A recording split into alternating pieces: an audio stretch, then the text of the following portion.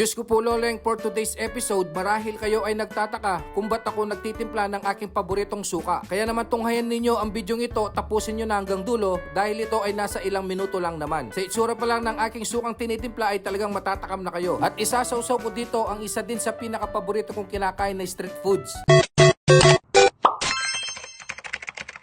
Hindi na ako nagsayang ng oras at dali-dali ko na itong nilinisan. Kaya naman ito ay aking binanlawan at inalis ang mga sobra-sobrang balahibo. Tsaka ako ito nilagay sa isang lalagyan upang banlawan ko ito ng asin at lapas-lamasin nang sa ganun maiwasan ng malansang amoy nito. Kung sa paglalamas lang naman ng usapan ay siguradong eksperto ako.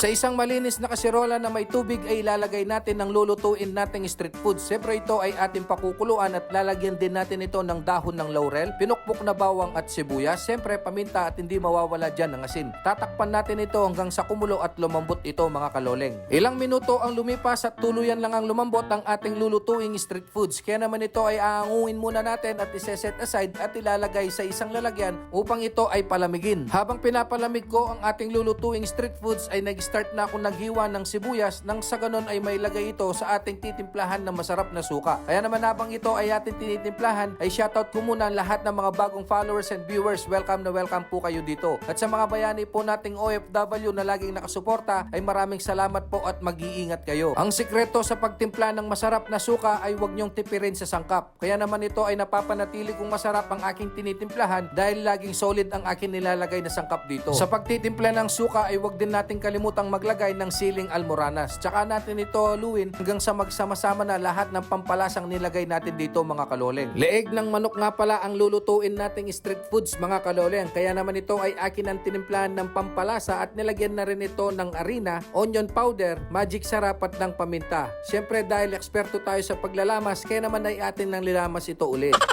Mabilisan lang naman ang pagluluto nito mga kaloleng, kaya naman nung napainit ko na ang ating gagamiting kawali ay naglagay ako ng mantika at nilagay ko na rin ng mga leeg ng manok na timplado na. Sa madaling salita mga kaloleng ay luto na ang ating street foods na leeg ng manok, kaya naman wag na tayong magpatumpik-tumpik pa, baka naman kainin pa ito ng iba. Mga kaloleng, tayo ay nasa pinaka-exciting part ng bidyong ito, ang tikiman portion. Ito na nga pala ang street foods ni Kuya Red TV na piniritong leeg ng manok. Tsaka na ako naglagay ng own version kong suka sa isang malinis na baso at sinawsaw ko ang leeg ng manok at dinakot ko ang maraming sibuyas mga kaloleng. Kain po. Diyos ko po loleng, kanyaman na! Kaya naman sinawsaw ko ulit ang leeg ng manok at sinubo ko. Diyos ko po loleng, kanyaman na!